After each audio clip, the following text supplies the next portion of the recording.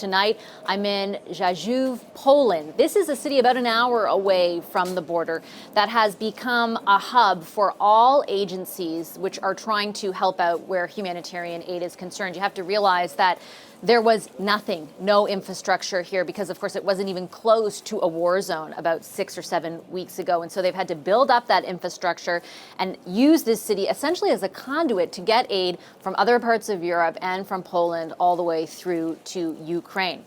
Because of that, the U.S.'s newly minted ambassador in charge of the UN programs that are based in Rome was here today. That ambassador is Cindy McCain. If the name sounds familiar, it's because it probably is. Cindy McCain is the wife of late Senator John McCain, both of whom were and are, of course, very outspoken critics of Vladimir Putin. I had a chance to ask Ambassador McCain today about some Republicans who are no longer outspoken critics of Vladimir Putin, including former U.S. President Donald Trump. I also asked her about her visit here to Poland. Ambassador, real pleasure to meet you. I appreciate you making the time for this. Thank you. This is your first visit here since the outset of the war. Mm-hmm. Your initial impressions of what has unfolded over the last month? Well, I first went to the reception center here, or on the border, I should say, and what I witnessed was the Polish people and the Polish government truly doing amazing things. They are so welcoming and so loving and caring of these refugees that it's a lesson could be learned worldwide by what the Poles are doing right here. We have, like everyone saw, people coming across, women and children. And what we're faced with now is obviously the future of being able to feed people and being able to make sure that they're safe and secure. There is one person that can stop this, and that's Putin. If Putin would make the move and stop the bombing and pull out, then this humanitarian crisis would not be. But here we are, we have this to deal with, and as always, the world is pulling together to help people in need and also put the pressure on Putin. It's been a massive scale-up effort because really they started from ground zero. Yeah. They also have to continue to scale up. I think that the lady was telling me that it's like, they're hoping to feed 6 million people eventually. Right. Do you think, based on your observations, that's going to be possible? Oh, I think it's going to be possible, but how we sustain it is a different situation. Ukraine was the breadbasket of Europe and really the breadbasket of the world in many ways. And there are other areas of the world, for instance, Kenya, Madagascar, Ethiopia, Yemen, that are in equal need, but will have to go on half rations, that have already gone on half rations because of this crisis.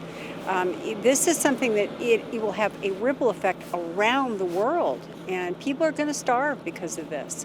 And people are going to are most vulnerable, as always, take the brunt of this. And it's a tragic situation. Is it actually already a food security crisis? Oh, absolutely. It's absolutely a food security situation. Because, you have corridors that are dangerous. The World Food wants to take food. They are taking food into Ukraine, and there are corridors, humanitarian corridors, that they should be able to do that. That isn't always the case.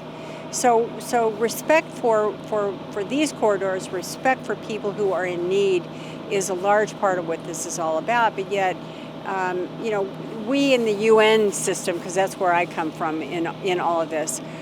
All of our agencies are working on this, but the UN's very much involved in this. UNICEF's another one, to make sure that these people are cared for and are safe, and because other issues spring up around migrant flows like this. Yes, I was going to ask you just around the issue of getting the aid to Ukrainians and the issue of humanitarian corridors. Like you pointed out, all of it essentially rests with Putin, and so far he has not acquiesced in any sense in that manner. He also yesterday was promising his deputy defense minister to move Russian forces away from Kyiv and Chernihiv, and we've seen the exact opposite happen in the last 24 hours. What does that tell you?